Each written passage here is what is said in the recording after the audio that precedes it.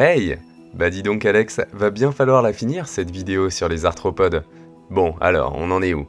Quoi? Sérieux? Comment ça? Il nous reste plus qu'une seule classe d'arthropodes à aborder? Bien évidemment que je vais vous faire un petit récap. Après avoir parlé des chélicérates, des arachnides, des myriapodes et des nombreux insectes, nous sommes actuellement en plein dans les crustacés. Crustacés, c'est un mot qui veut un peu tout et rien dire en phylogénie.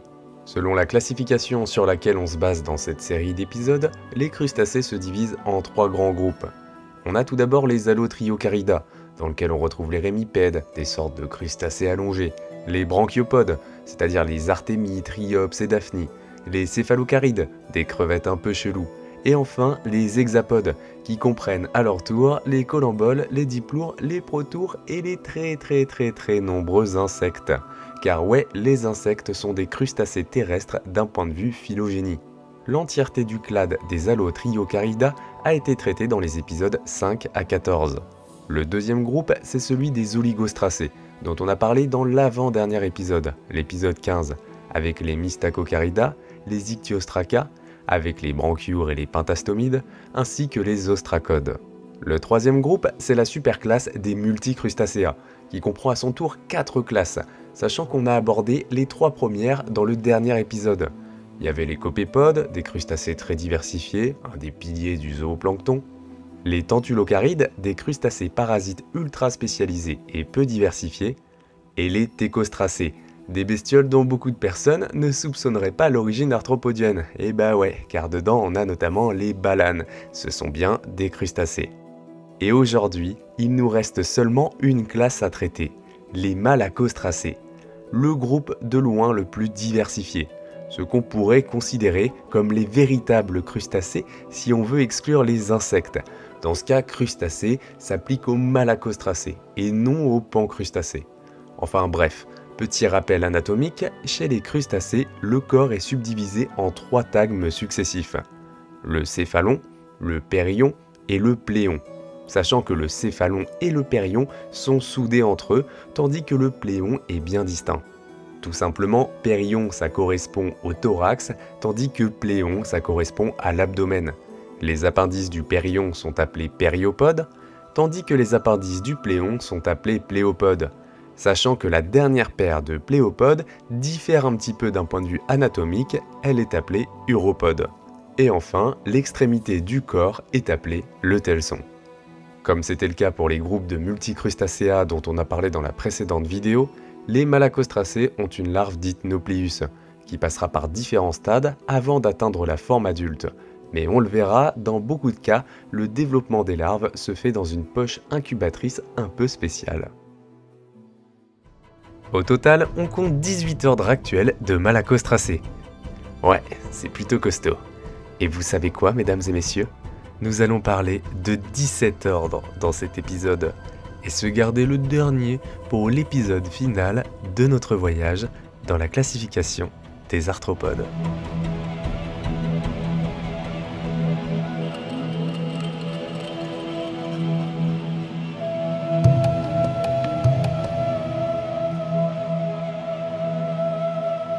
Les malacostracés se divisent en 3 sous-classes, que sont les Eumalacostraca, de loin les plus diversifiés, ainsi que les Hoplocarida et les Philocarida, qui contiennent chacun un unique ordre actuel, et on va commencer par cela. Hoplocaride vient de hoplo, arme, et caride, crevette, et on va vite comprendre la raison de ce blaze. Les membres du groupe se caractérisent par la différenciation de la première paire de périopodes en pattes ravisseuses, ainsi que par un périon qui n'est pas recouvert d'une carapace continue. De nos jours, les seuls représentants actuels des hoplocarides sont l'ordre des stomatopodes. Des prédateurs exclusivement inféodés aux habitats marins qu'on connaît davantage sous le nom de squilles ou crevettes-mantes, mantis shrimp, surnom donné en raison de la présence des fameuses pattes ravisseuses très perfectionnées qui n'est pas sans rappeler les mantes. Ce sont des animaux solitaires qui vivent la majeure partie du temps dans un trou dans le sable ou dans la roche, d'où dépassent uniquement leurs yeux fourbes pour scruter l'environnement. Quand une proie passe à proximité, ces fascinantes créatures sont capables de donner des coups à la vitesse de l'éclair avec leurs pattes, leur permettant d'étourdir leur proie un court instant. Là, je vous parle d'animaux qui sont parmi les plus rapides du règne animal, 112 km/h en vitesse de frappe, équivalent à 1000 Newtons en 2 millièmes de seconde sur une surface très réduite, ce qui équivaut à une accélération proche de celle d'une bastos de gun. Ces coups sont tellement rapides qu'ils provoquent des bulles de vapeur explosives, dont l'implosion provoque une seconde onde de choc capable à elle seule d'assommer une proie qui aurait échappé au coup. With the velocity of a .22 caliber bullet, the mantis shrimp strike is the fastest in the animal kingdom. The assault is so fast that friction makes the surrounding water boil.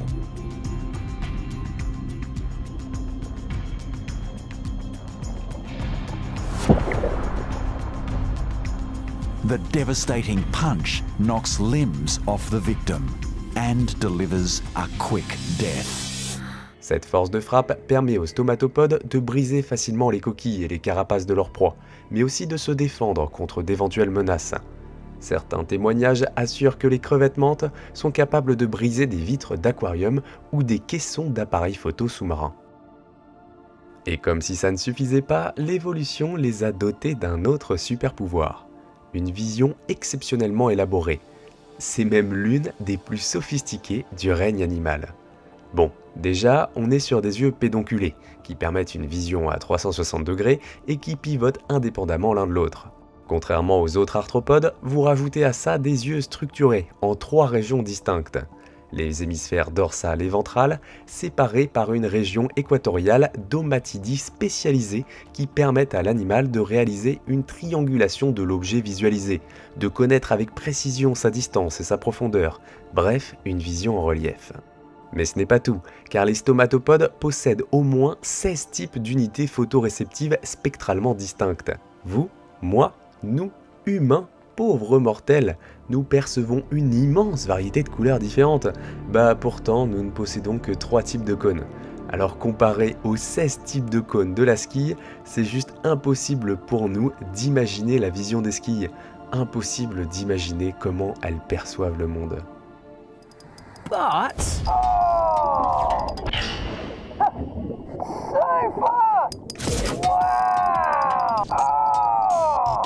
On compte 17 familles de stomatopodes, pour un peu plus de 400 espèces décrites, et l'été dernier, j'ai eu la chance de voir mes premières squilles dans leur milieu naturel.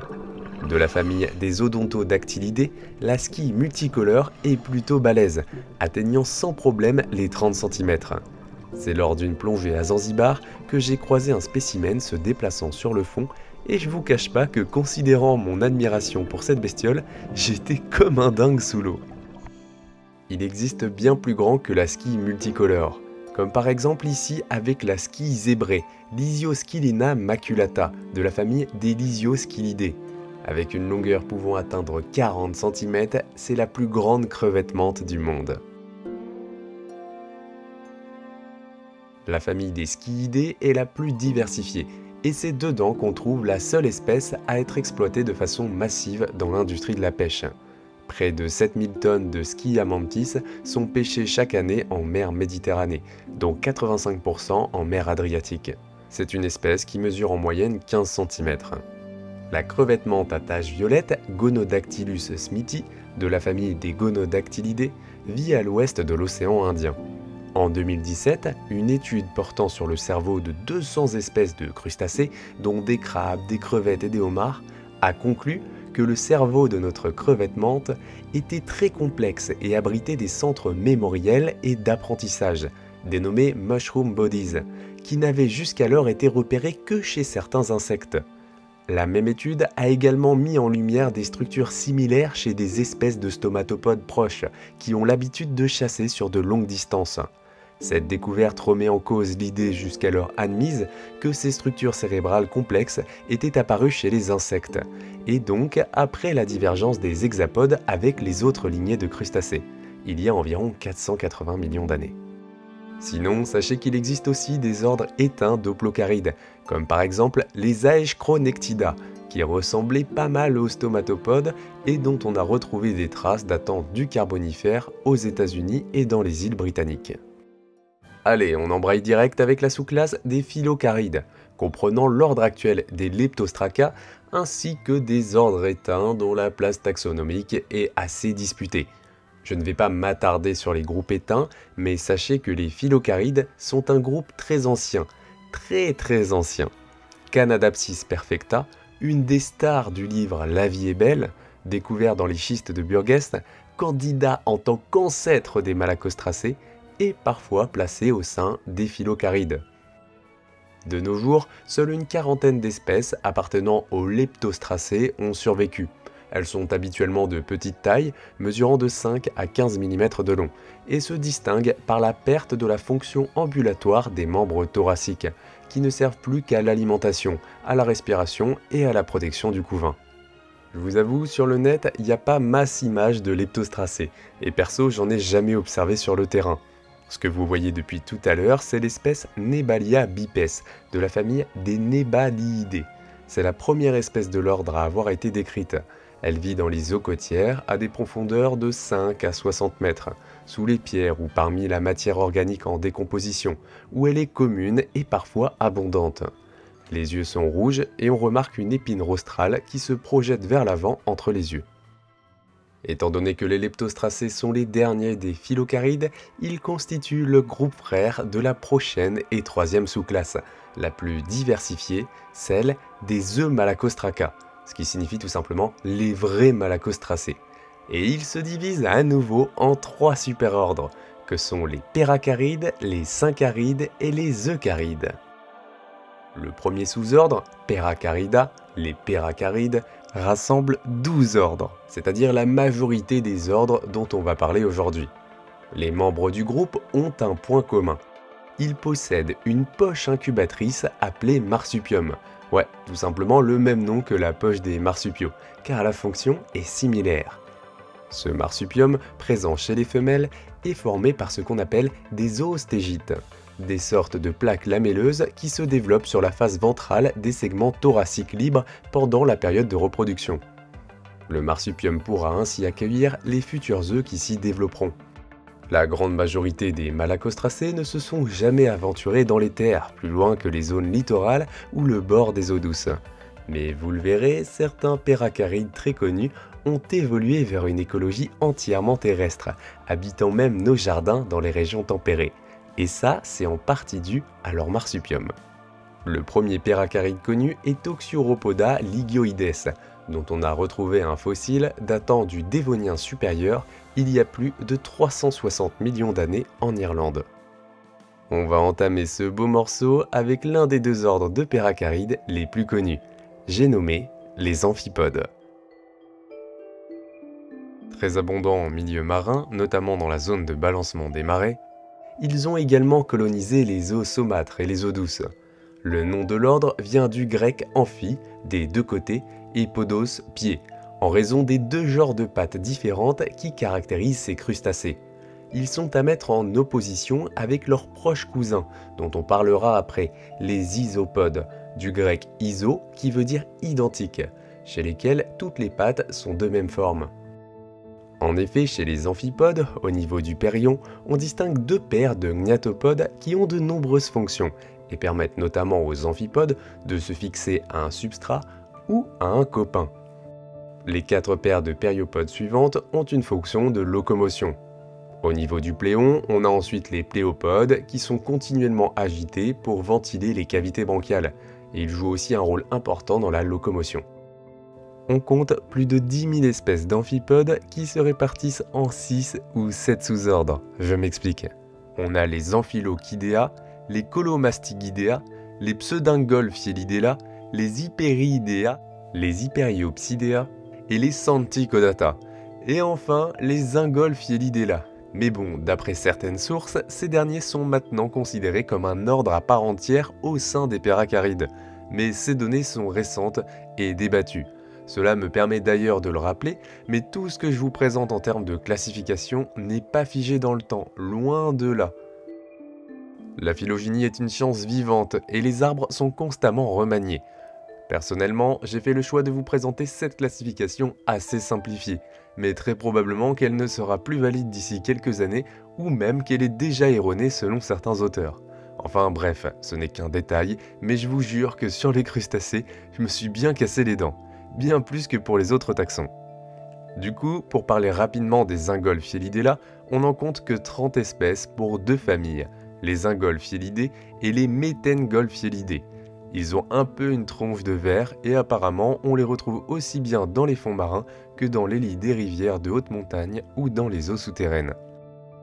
Il nous reste donc 6 sous-ordres d'amphipodes, mais franchement il y en a 4 d'entre eux, ils sont beaucoup trop cryptiques, alors on va directement se focus sur le sous-ordre des Hyperidea. Un groupe que je connaissais pas du tout avant d'entamer mes recherches, et le moins qu'on puisse dire, c'est que dedans il existe des amphipodes très particuliers. Ils sont exclusivement marins et se distinguent par leurs grands yeux, sachant que la plupart des espèces sont des parasites. Regardez-moi la tronche d'Hyperia galba, appartenant à la famille des Hyperiidés. Mesurant 1 cm, c'est un parasite de méduses, notamment des genres Rhizostoma et Aurelia. De la même famille, le genre Thémisto dénote du reste du sous-ordre, car les différentes espèces nagent librement dans le plancton. Dans l'océan austral, Thémisto godicodi est carrément l'une des composantes majeures du plancton, après les copépodes et le krill, dont on parlera bientôt d'ailleurs. C'est un prédateur vorace de tout ce qui est plus petit que lui, et parfois de bestioles plus grosses que lui, mais il a tout de même un goût prononcé pour les copépodes. Ses longs membres sont repliés contre son corps pour nager et s'étendre afin d'attraper des proies, tout comme les pattes ravisseuses des mantes et des squilles. De la famille des Phronimidés, Phronima sedentaria vit en étroite relation avec les salpes et les pyrosomes, des bestioles du sous-embranchement des tuniciers, nos lointains cousins, puisqu'appartenant au même embranchement des cordés. La relation entre l'amphipode et les tuniciers est complexe et difficile à déterminer. Des cas de commensalisme, de parasitisme et de prédation ont tous été observés, mais les recherches tendraient plus sur la voie du parasitisme. Les femelles de Phronima sedentaria localisent une salpe ou un pyrosome où le prix du mètre carré n'est pas trop excessif. Puis soit elles pénètrent à l'intérieur par une ouverture existante, soit elles entaillent l'organisme gélatineux. Bas les couilles. Une fois à l'intérieur, la femelle consomme l'organisme tranquille et laisse tout de même une couche protectrice pour rester posée à l'abri, et pourquoi pas en faire une pouponnière pour sa future descendance. Après, ça ne l'empêche pas de grailler un peu de zooplancton en parallèle. Vous l'aurez compris, la grande majorité des amphipodes sont classés dans le sous-ordre des Santicodata. On a des espèces d'eau douce ainsi que de nombreuses espèces marines. Ce taxon est fondé sur la présence de cétae robustes au niveau des rameaux des 2 premiers uropodes. Forcément, on va parler de la famille des Gammaridés, les Gammars, avec les 2 espèces stars, à savoir Gammarus pulex et Gammarus fossarum, qui, pendant longtemps, étaient considérés comme une sous-espèce de Gammarus pulex. D'une taille allant de 1 à 2 cm, ce sont les gammars les plus répandus en Europe et en Asie mineure. Leur habitat optimal correspond aux eaux alcalines, peu profondes, à fort courant, pauvres en nutriments et riches en oxygène. Les gammars sont des espèces clés des écosystèmes aquatiques, de par leur présence en forte densité et leur rôle majeur dans le processus de dégradation des litières. Ils constituent aussi une réserve de nourriture importante pour les macro-invertébrés, les oiseaux, les poissons, les amphibiens et d'autres crustacés forcément. Je les connais très bien de réputation, ces petits gammars, car ce sont des espèces de choix pour les études en écotoxicologie. Les femelles se reproduisent plusieurs fois dans l'année, leur cycle de reproduction est relativement court, les gammars sont très répandus et présents en abondance, ce qui permet des comparaisons intersites, leur prélèvement et leur maintien en élevage sont relativement faciles grâce aux connaissances sur leur biologie et leur écologie. Ils présentent un dimorphisme sexuel permettant la différenciation des mâles et des femelles, car ces dernières sont généralement 2 fois plus petites que les mâles. Les gammars passent l'ensemble de leur vie dans l'eau, donc pratique quand on veut étudier les effets d'un polluant, et en plus de ça, ils sont sensibles à de nombreux stress et accumulent une large gamme de contaminants, ce qui en fait d'excellents bioindicateurs de la qualité d'un milieu. Il y a mon poteau Gazou qui étudie notamment les effets écotoxicologiques des produits de transformation des pesticides chez les gamards. C'était d'ailleurs la toute première interview doctorant de la chaîne pour ceux que ça intéresse. À l'époque, il était au début de sa thèse et là, il va pas tarder à la terminer. Comme chez les amphibiens, on parle d'amplexus pour l'accouplement des gamards, où le mâle s'accroche au-dessus de la femelle à l'aide de ses gnatopodes, les espèces de petites patounes différenciées qui sont au niveau du périopode. Et il n'est pas rare d'observer des amplexus sur le terrain. Fait intéressant, il existe plusieurs espèces de parasites appartenant à l'embranchement des acanthocéphales, les vers à tête épineuse, qui utilisent les gamards, et notamment Gamarus pulex, comme hôtes intermédiaires, sachant que les hôtes définitifs sont des oiseaux ou des poissons en fonction de l'espèce d'acanthocéphale. Ces parasites manipulateurs sont capables de modifier le comportement de leur hôte lorsqu'ils ont atteint le stade infectieux, par exemple en augmentant leur temps d'exposition à la lumière ou en les faisant sortir de leur cachette.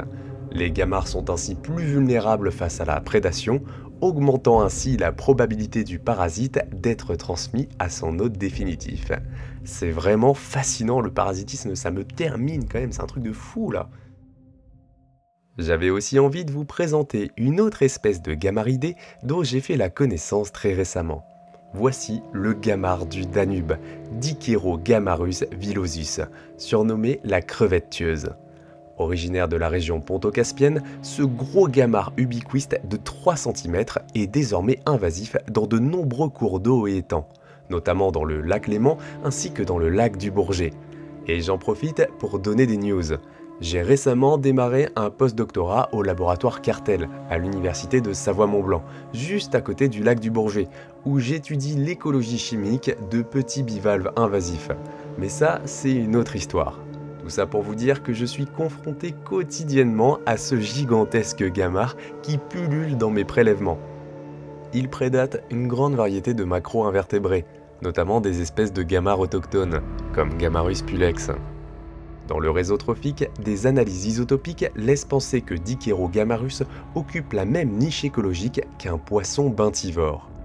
On peut le différencier des autres gamards, déjà par sa taille, car il est vraiment costaud, mais aussi avec ses 2 petites épines dorsales sur les derniers segments de la carapace, une par segment, perpendiculaire à la carapace. On change de famille pour aller chez les Corophiidae, mais toujours avec une bestiole invasive du lac du Bourget, l'amphipode Chelicorophium curvispinum. Cette espèce fait partie de la faune benthique vivant sur le fond et les substrats durs. Originaire de la mer Caspienne, son aire de répartition est en rapide expansion depuis la seconde moitié du XXe siècle. Chelicorophium curvispinum vit souvent en communauté avec 2 bivalves invasifs dont je vous ai parlé il y a un bail dans la première vidéo sur les mollusques, la moule zébrée et la corbicule. On est sur un tout petit crustacé de 2,5 à 8 mm de long qui vit dans un tube sablo-limoneux confectionné par ses soins et qui est accroché au substrat dur au moyen de fils de soie. Ces tubes lui servent de cachette et le protègent des nombreux prédateurs. C'est également dans le sous-ordre des Santicodata qu'on retrouve un autre amphipode bien connu des amateurs de plage. J'avais fait un mini docu dans une ancienne vidéo sur la terrible puce de mer de la famille des Thalitridés.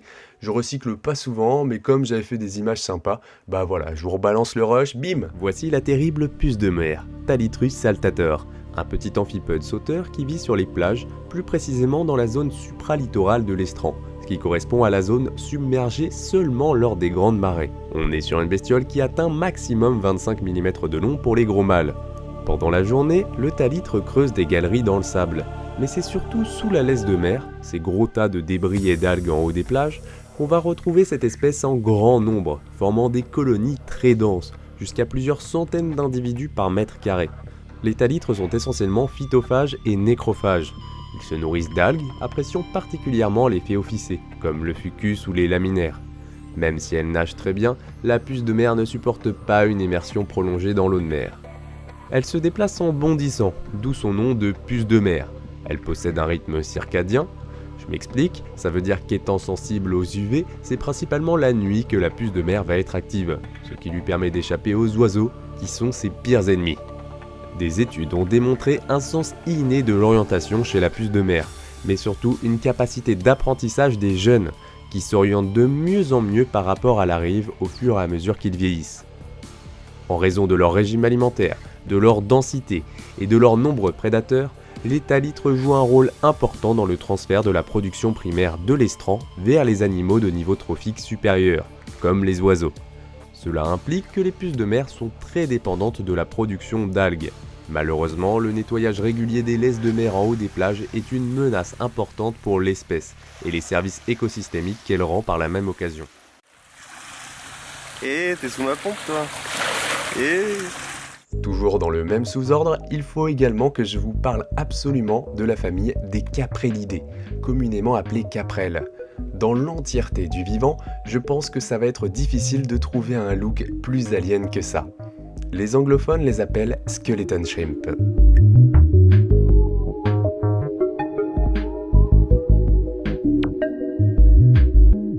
Les caprelles mesurent 1 à 2 mm de long, même si certaines espèces atteignent les 2 cm.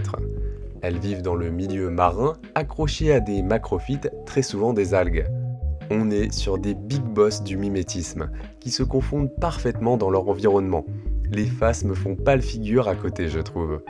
Perso, j'ai souvent arpenté l'estran étant plus jeune, et je n'ai découvert leur existence qu'une fois arrivé en master de biologie marine, lorsque nous avons effectué des prélèvements sur le terrain et qu'il a fallu effectuer des identifications à la loupe binoculaire. Quand un amateur de bestioles tombe sur ça sans prévenir, sans savoir que la bestiole elle existe, je vous laisse imaginer l'émerveillement que j'ai eu à l'époque, c'est un truc de fou. J'ai lu énormément de choses sur les caprelles derrière ça. Et j'ai notamment appris qu'elles étaient omnivores, détritivores, filtreurs, mais aussi carnivores, car certaines caprelles attendent en embuscade le passage d'une proie. De petits protozoaires ou des petits vers, on est sur des trucs minuscules, mais elles peuvent les saisir avec leur fameux gnatopode, toujours pareil, les petites pattes différenciées des amphipodes.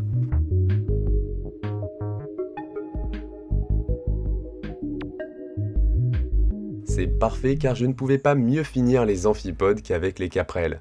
On peut donc passer à l'ordre suivant avec les Cumacea.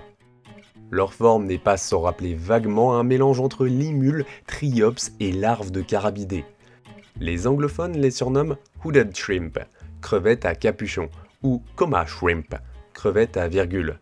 Historiquement, les scientifiques ont d'abord pensé qu'il s'agissait de larves de décapodes. Ils ont un céphalothorax fortement élargi avec une carapace, un abdomen mince et une queue fourchue. Chez la plupart des espèces, il y a 2 yeux à l'avant du bouclier crânien, souvent fusionnés en un seul lobe oculaire dorsal. Franchement, avec leur tronche, les Cumacea sont plutôt faciles à différencier du reste des malacostracés. On en compte plus de 1500 espèces réparties dans 8 familles. Ils vivent surtout dans le sédiment, à toutes les profondeurs, bien qu'ils soient plus abondants dans la zone littorale. On reste sur des bestioles aux dimensions très modestes, qui vont de 1 à 10 mm. Les Cumacea sont principalement des détritivores qui fouillent le sédiment à la recherche de nourriture. Bon, je vais pas m'étendre sur cet ordre, mais il faut bien que je vous présente rapidos une espèce, donc voici Iphinoe tripsinosa, de la famille des Bodotriidae, qu'on retrouve de la Norvège jusqu'aux côtes marocaines. C'est bon, on a parlé des amphipodes tout à l'heure, et bien il est l'heure de parler de leur rival, les isopodes. Un ordre très diversifié comprenant pas moins de 10 000 espèces, dont la taille varie de 0,5 mm à 50 cm pour les plus grands. Ce sont des herbivores, détritivores, carnivores ou parasites. Les espèces parasites, très nombreuses, sont celles qui présentent les particularités les plus remarquables. La plupart des isopodes sont marins, mais il existe des espèces d'eau douce, ainsi qu'un groupe très important d'espèces terrestres, les cloportes. Pourquoi je dis que ce sont des rivaux des isopodes ? Comme on l'a dit tout à l'heure, amphipode ça fait référence aux 2 types de pattes que possèdent ces crustacés, tandis qu'isopode, ça fait référence à la présence de pattes similaires, sans gnatopode. Et en plus de ça, isopode et amphipode, c'est les 2 ordres les plus diversifiés parmi les peracarides. Alors, la classification des isopodes, c'est un beau petit bordel. On compte un paquet de sous-ordres, pas moins de 9. Et vous savez quoi ? Je vais tous les faire. Le sous-ordre des Azelota se distingue par la présence d'un appareil copulatoire complexe et d'autres caractéristiques anatomiques que je vous épargne ici.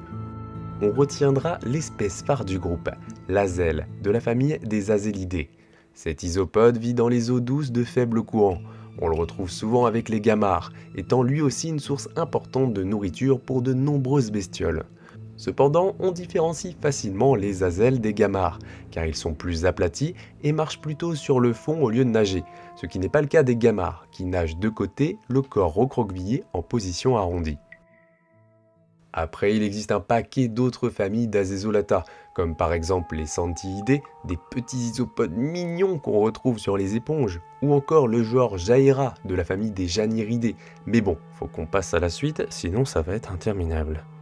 Le sous-ordre des Cymothoida rassemble plus de 2700 espèces d'isopodes, essentiellement carnivores ou parasites. Ils ont des pièces buccales spécialisées, adaptées pour couper ou trancher. Forcément, c'est au sein de la famille des Cymothoidae qu'est placée une espèce d'isopode devenue culte grâce à une certaine personne. Et je dirais même que cette espèce, au-delà de culte, elle est ragoûtante pour certains. Ça vous dit peut-être quelque chose ? Oh là là, petite bouche, vue sur l'océan, personne, la place est libre. Et moi je reste, hein. Je suis refait là. Voici Cymothoa exigua, surnommé le pou-mange-langue. Je vais vous décrire en détail son cycle de vie très particulier. Après une phase de vie planctonique, la larve se trouve un hôte, un poisson. Elle y pénètre en passant par les branchies. À ce stade, la larve est encore indéterminée sexuellement. Elle s'accroche alors dans cette zone et commence à se nourrir du sang du poisson.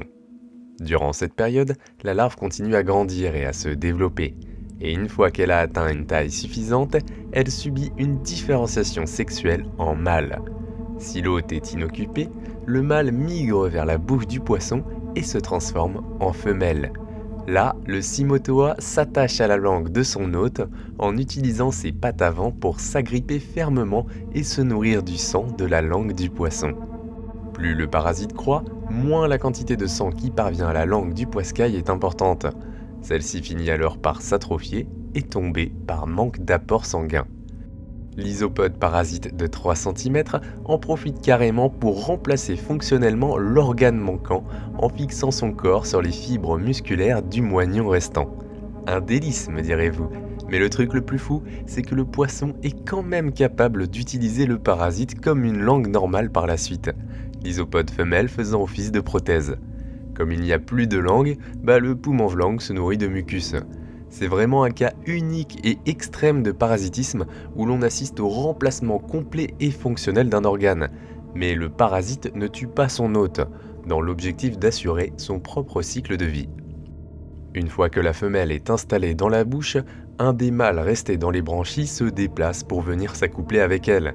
Après l'accouplement, la femelle pond des œufs qui éclosent et libèrent de nouvelles larves dans l'environnement marin pour commencer un nouveau cycle. Et si jamais la femelle Cymothoa venait à mourir, elle se fait remplacer par un mâle qui devient femelle à son tour. À moi la féminité! De la même famille, dans le style parasite, il y a aussi le genre Anilocra, que je trouve plutôt amusant. Ils vivent fixés à la base de la queue des poissons marins, sur la tête en arrière des yeux ou sur les flancs. La plupart des espèces mesurent entre 1 et 5 cm, mais Anilocra gigantea atteint tout de même les 10 cm. Tout comme Cymothoa, ils se nourrissent du sang de leur hôte. Et tout pareil, on a une histoire de mâle qui se transforme en femelle. Cette dernière exerce sur le mâle une action inhibitrice qui oblige celui-ci à rester un pauvre mâle. Lorsque la femelle meurt, cette inhibition du changement de sexe est levée et le mâle se transforme alors en femelle. Cela explique notamment pourquoi chez ces isopodes, les femelles sont toujours les individus les plus âgés et les plus gros. Bon, si je vous parle d'isopodes, je suis obligé de vous présenter le recordman du groupe en taille. Appartenant à la famille des Cyrolanidae, préparez-vous pour le Batynome géant, Batynomus giganteus.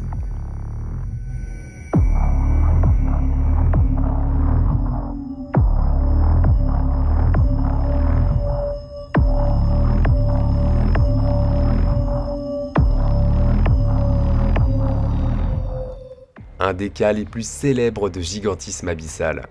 35 cm de moyenne quoi, pour 1,4 kg, mais apparemment ça peut taper dans les 50 cm. On le retrouve entre 170 et 2140 mètres de profondeur dans des eaux où la température se situe entre 4 et 9 degrés. C'est un charognard du benthos par excellence, où il erre sur le fond à la recherche de cadavres, même si une proie qui passe à proximité ne sera pas totalement ignorée. Le sous-ordre suivant, celui des Epicharidea, est très proche des Cymothoidea, au point qu'il est parfois considéré comme un infraordre de ces derniers. Les Epicharidea sont des ectoparasites d'autres crustacés, à savoir des ostracodes, des copépodes, des balanes et des malacostracés. Encore une fois, il y a de nombreuses familles, mais je tiens à citer la famille des Bopyridae, plus de 1200 espèces qui sont ectoparasites de crabes et de crevettes. J'ai eu l'occasion d'en observer régulièrement, car ma pote Claire bossait sur la crevette bouquet dans mon ancien laboratoire, et il n'était pas rare que les crevettes soient parasitées par des bopyres. Et d'ailleurs, big up à Claire qui n'appréciait pas du tout les isopodes, c'était même une de ses phobies. Les bopyres se logent dans les cavités bronchiales ou sous la carapace des décapodes, ce qui provoque une sorte de gonflement ou de déformation. Truc complètement hallucinant, on retrouve même des traces d'Epicharidea dans les branchies de crustacés fossilisés datant du Jurassique. On passe au sous-ordre des Limnoridea. Ce sont des isopodes de quelques millimètres, majoritairement foreurs d'algues et de bois, ce qui veut dire qu'Homo sapiens ne les apprécie pas tellement à cause de leur goût prononcé pour les navires et les jetées. Pour ceux qui ont la mémoire longue, dans la vidéo dédiée aux mollusques bivalves, on avait parlé des Theredinidae. Eh bien sachez que les isopodes de la famille des Limnoriidae percent les couches superficielles du bois, contrairement aux Theredinidae qui attaquent le bois plus en profondeur. Mais dans tous les cas, les deux sont pas très appréciés des marins. Les terriers de nos minuscules isopodes ont un diamètre de 1 à 2 mm et peuvent mesurer plusieurs centimètres de long avec un toit fait de petites aérations. Même si pas mal de gens ne les aiment pas trop, faut savoir qu'ils jouent quand même un rôle écologique important, en contribuant à la dégradation et au recyclage du bois flotté. Il existe également des crustacés, appartenant à d'autres taxons, qui vivent en relation commensale avec les Limnoriidae, comme les amphipodes du genre Chelura ou encore les copépodes du genre Dontiella, qui habitent carrément la poche incubatrice et le corps des Limnoriidae. Car oui, là encore, la femelle garde ses œufs dans une poche et les juvéniles sont des versions miniatures de l'adulte, ce qui signifie qu'il n'y a pas de stade larvaire vivant librement pour aider à la dispersion des Limnoriidae. On citera l'espèce Limnoria lignorum, appelée gribble par les anglophones, et qui fréquente les mers boréales et tempérées du nord de l'océan Atlantique et de la mer du Nord. Petite info scientifique, les enzymes produites par l'isopode pour décomposer le bois en sucre font l'objet d'études pour la production de biocarburants. Le sous-ordre des Microcerberiidea. De famille, même pas 20 espèces à tout casser, moins de 2 mm de long, ils vivent sur les côtes, bim. Le sous-ordre des Phoratopidea. Une seule famille, les Phoratopodidae, une seule espèce, Phoratopus remex, connue de seulement 2 spécimens. Le truc est tellement chelou qu'on lui a créé un sous-ordre à part. Bon, bah autant dire qu'on ne sait rien sur ce bidule, à part qu'il vit sur un plateau continental en Australie méridionale. Le sous-ordre des Valvifera, des isopodes marins aux uropodes plats qui s'articulent latéralement et se replient vers l'intérieur sous la partie postérieure du corps, recouvrant ainsi les pléopodes. On en compte 12 familles. Et alors certes, le Batynum géant du sous-ordre des Cymothoidea est un monstre, mais il existe aussi des isopodes énormissimes dans d'autres sous-ordres, comme ici avec Glyptonotus antarcticus, de la famille des Caetylidae, qui mesure une dizaine de centimètres mais peut aller taper les 20 cm. On le retrouve dans l'océan austral, sur les fonds marins, de la zone intertidale jusqu'à plus de 600 mètres de profondeur. Il présente globalement la même écologie que son cousin titanesque, charognard et carnivore, affectionnant particulièrement les échinodermes qu'il peut consommer grâce à ses puissantes mandibules.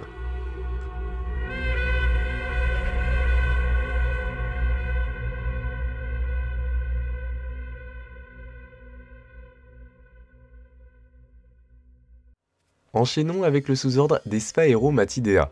Dedans, on retrouve la famille des Cérolidés, des isopodes marins qui remplissent une fonction écologique importante dans le recyclage de la matière organique. Ils vivent dans les eaux profondes et froides, et je les cite parce que c'est vrai qu'avec leur apparence, ils font légèrement penser aux trilobites. Perso, je n'en ai jamais vu, mais par contre, en échantillonnant dans des galets en haut de l'estran, je suis tombé sur cette petite bouille. le sphérum denté, Sphaeroma serratum, de la famille des Sphaeromatidés. C'est un petit isopode d'1 centimètre tout mignon qui vit dans la zone de balancement des marées. On le retrouve sur les estrands rocheux, sous les pierres ou dans les crevasses, aux environs de la mi-marée et un peu au-dessus. Comme tous les Sphaeromatidés, c'est un détritivore, se nourrissant de débris végétaux et parfois d'animaux. Le nom de genre, Sphaeroma, provient du grec ancien spheroma, qui signifie quelque chose d'arrondi. Allusion directe à la faculté de cette espèce de se mettre en boule en cas de danger, ce qu'on appelle scientifiquement la volvation. Je ne tergiverse pas plus que ça, mais forcément, cette espèce vous a fait penser aux cloportes. Et il serait peut-être temps, non? Let's go pour le dernier sous-ordre d'isopodes, les Onyskidea.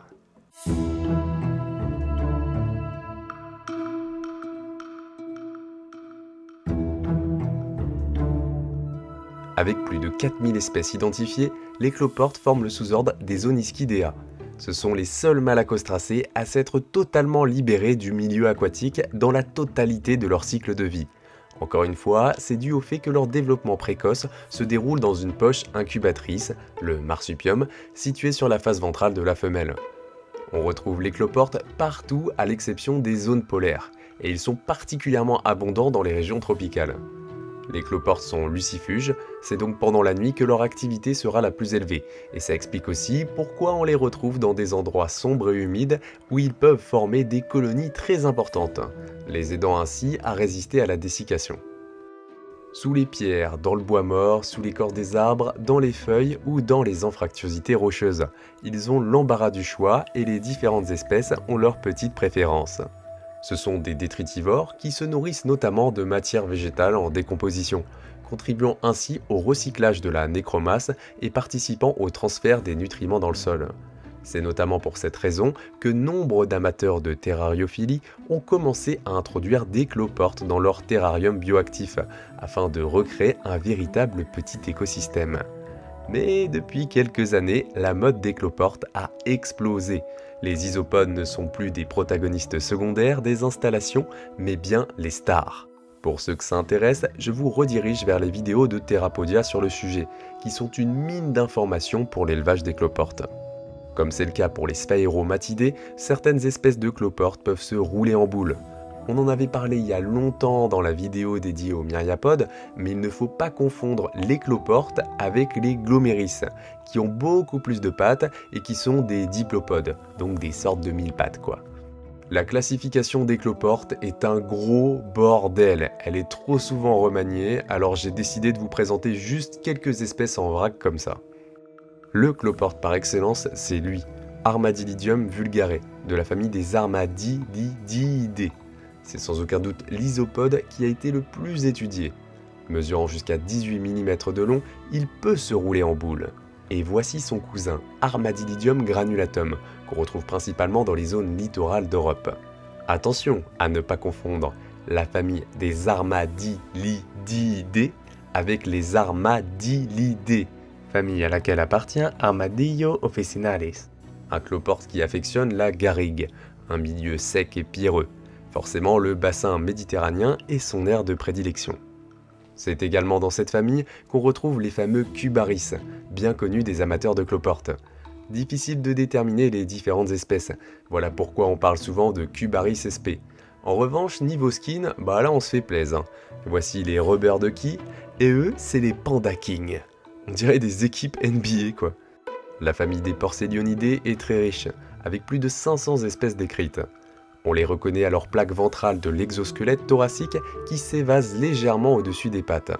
Les uropodes, aplatis et en forme de lance, s'étendent au-delà de la dernière plaque de l'exosquelette.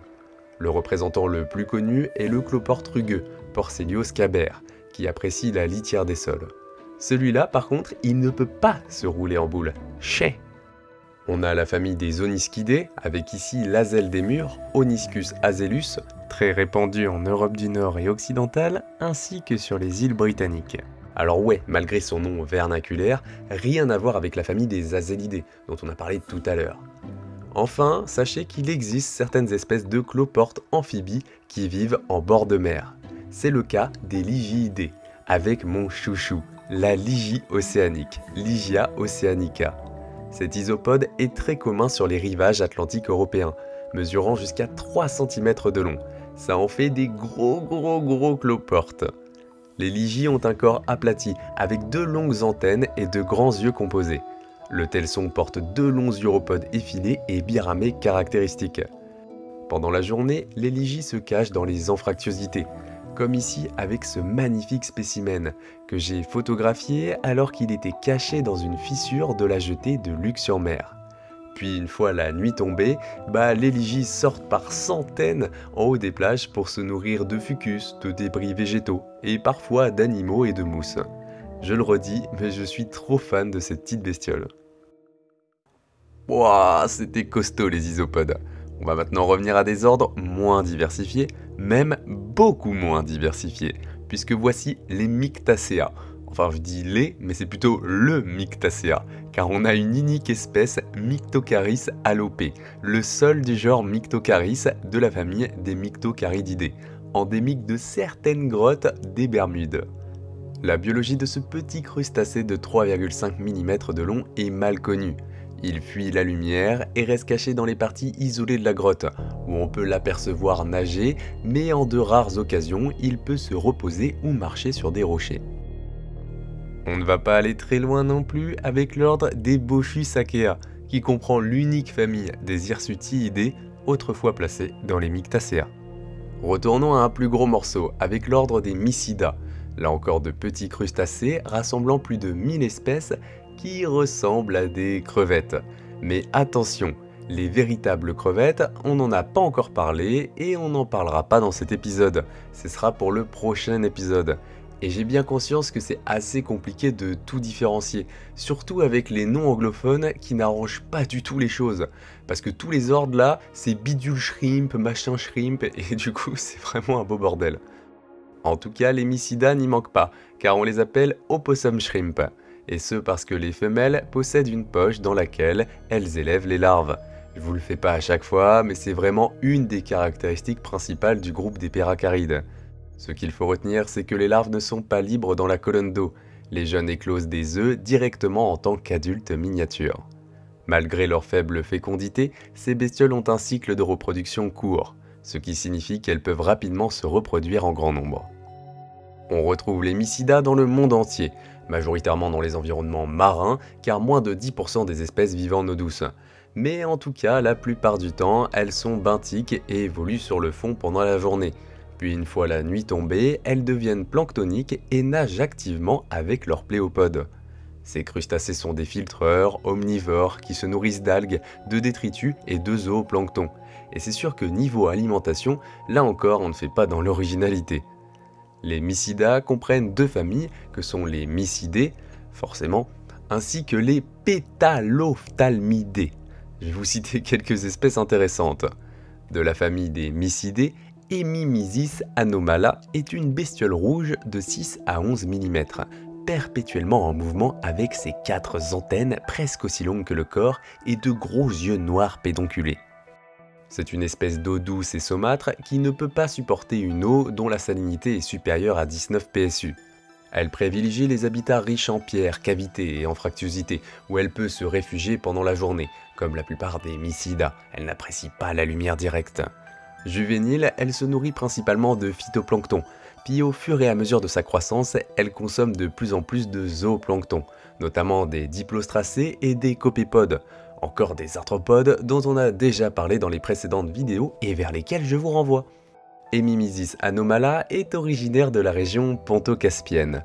On la retrouve désormais dans les eaux douces et saumâtres de l'Europe occidentale, notamment au nord des Alpes et dans les Pyrénées, et bien deviné, elle est aussi présente dans le lac du Bourget. En faisant mes recherches, l'espèce Mycidium integrum a retenu mon attention, car elle entretient une relation mutualiste avec des poissons demoiselles. Grâce à ses déjections, le Mycida fournit des nutriments pour les élevages d'algues dont se nourrissent les poissons, et en retour, ces derniers font office de garde du corps pour le Mycida. Je vais également citer le genre Americamysis, qui est très utilisé dans les tests en écotoxicologie, en raison de sa sensibilité aux polluants et de ses caractéristiques qui en font une super bestiole de laboratoire. Sachez que les Mysidae comprenaient auparavant deux autres familles, les Lepidomysidae et les Stygiomysidae, mais celles-ci sont désormais placées dans un ordre distinct, les Stygiomysidae. Seulement 16 espèces ont été décrites à ce jour dans deux genres, Spelaeomysis pour les Lepidomysidae et Stygiomysis pour les Stygiomysidae. Ils ont un rostre émoussé et des yeux fortement réduits qui, chez les Stygiomysidae, ne contiennent pas de traces de pigments ou d'autres structures visuelles. Contrairement aux Mysidae apparentés, les Stygiomysidae ne possèdent pas de statocyste, un organe de l'équilibre sensible à la gravité. Enfin bref, c'est assez complexe, et on enchaîne avec l'ordre suivant, qui pour encore complexifier le bordel, était placé auparavant lui aussi dans l'ordre des Mysidae. Voici les Lophogastrida. Des crevettes-like au look ma foi plutôt badass, avec leur carapace qui s'étend souvent au-delà de leur tête pour former un rostre allongé. Ces crustacés vivent dans les eaux pélagiques relativement profondes des océans à travers le monde. On recense actuellement plus d'une cinquantaine d'espèces réparties dans 3 familles.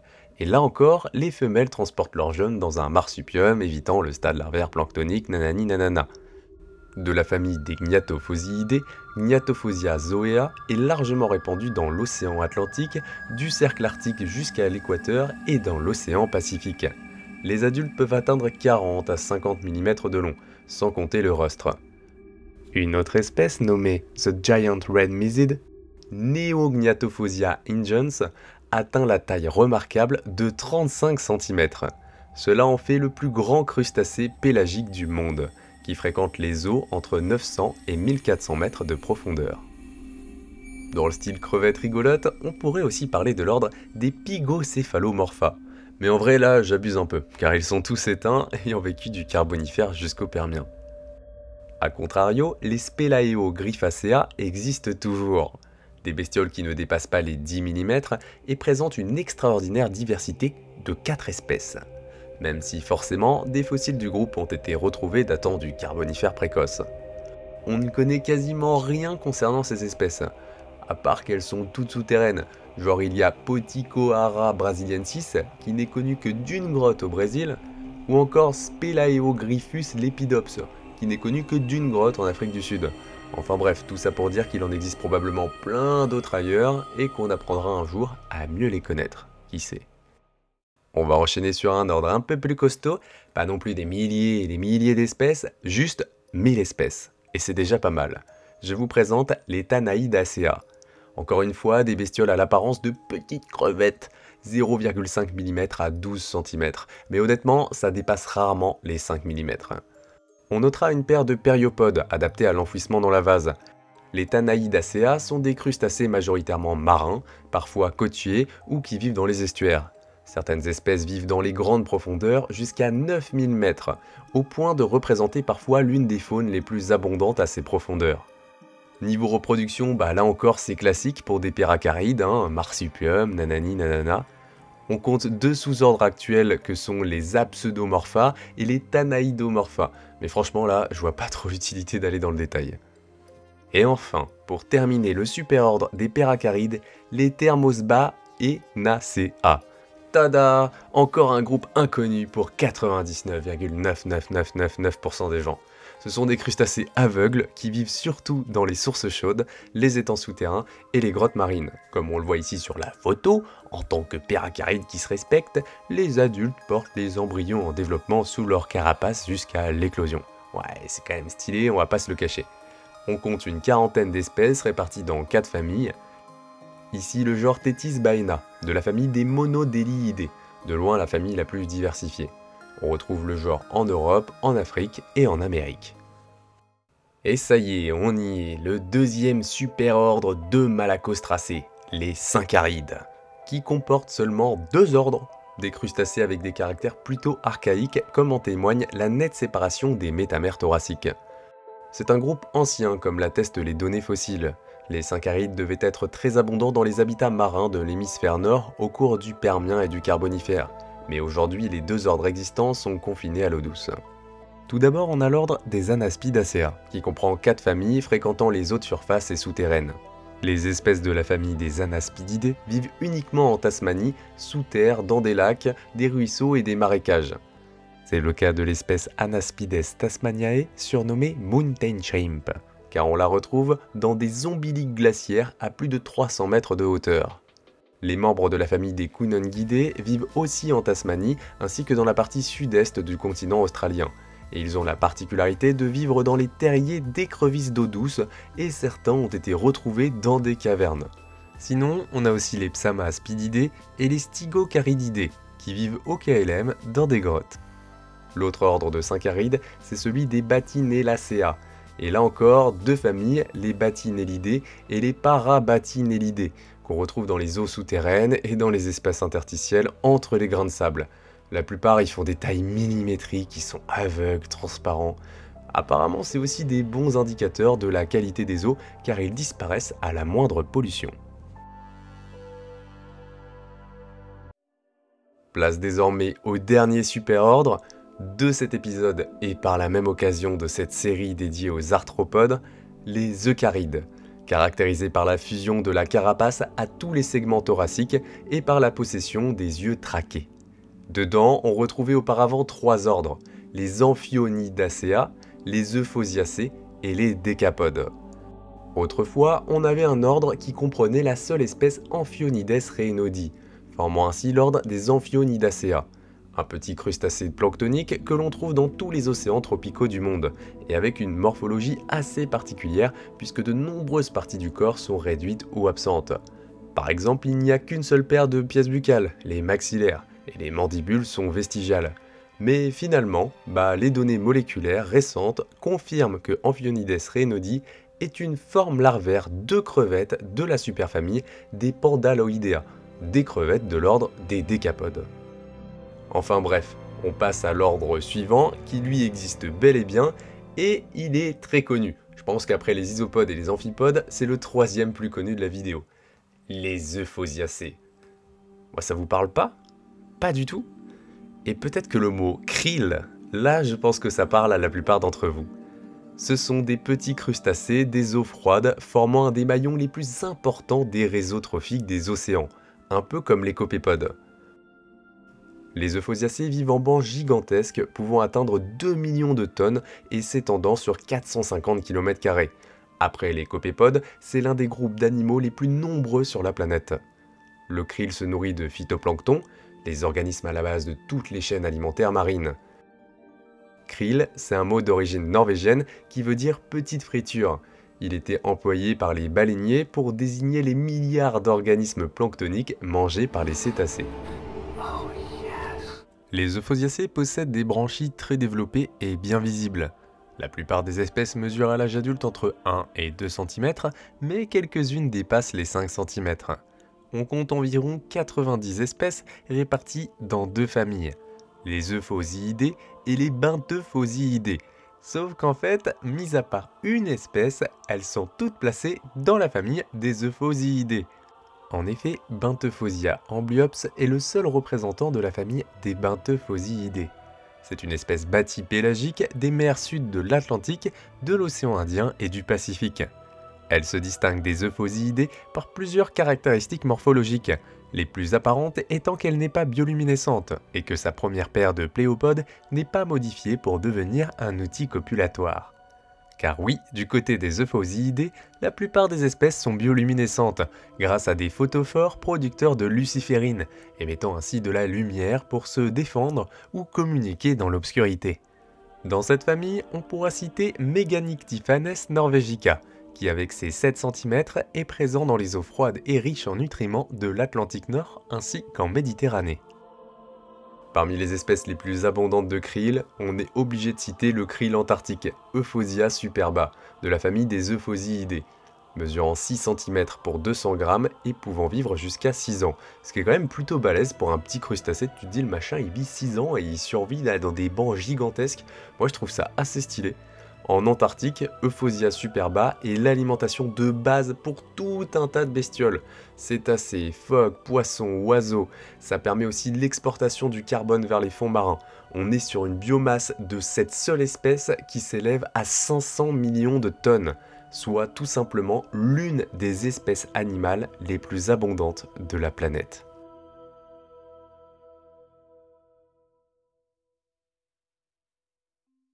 Et voilà les gens, 17 ordres de crustacés en un peu plus d'1 heure top chrono. Bim! En vrai, je me voyais pas trop couper cet épisode en plusieurs parties. À la base, peut-être séparer les isopodes et les amphipodes, c'était mon plan, mais finalement, je trouvais pas ça logique alors qu'ils font partie de l'ensemble des Peracarides. Et après, les autres ordres, à part, tout seul, je voyais pas trop l'intérêt, donc j'ai préféré tout rassembler, à part le petit dernier que je garde pour la suite, et vous comprendrez pourquoi.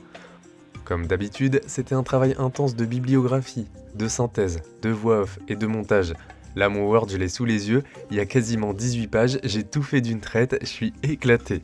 Je suis assez content du résultat, j'utilise de plus en plus mes propres images et mes propres vidéos pour illustrer les épisodes, mais forcément, avec des ordres très cryptiques, je suis encore loin du 100% homemade. En tout cas, n'hésitez pas à liker, commenter, partager, car c'est vraiment top pour soutenir mon travail, surtout que la prochaine fois, on s'occupe du cas des capodes. Et on terminera enfin notre voyage au sein de l'embranchement des arthropodes.